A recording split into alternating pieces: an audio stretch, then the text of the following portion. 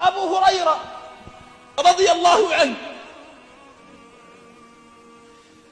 نادته أمه يوما قالت: يا أبا هريرة. فعلى صوت أمه فقال لها: لبيك يا أماه. قال لها: لبيك يا أماه. فشعر أبو هريرة أن صوته قد علا صوت أمه. شعر أبو هريرة أن صوته قد علا صوت أمه، فصار يستغفر الله ويتوب إلى الله من هذه المعصية.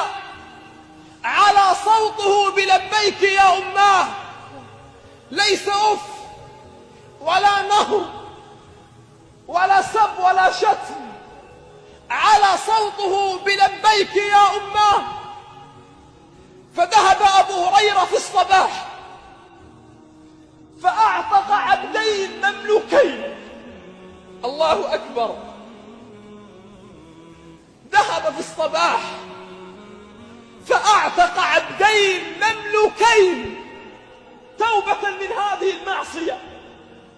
كيف لو رآنا أبو هريرة في هذا الزمان وقد علت أصواتنا أصوات أمهاتنا، ليس لبيك يا أماه، بل أف من أمهاتنا، بل نهرا على أمهاتنا، بل ضربا بأصواتنا العالية على أمهاتنا.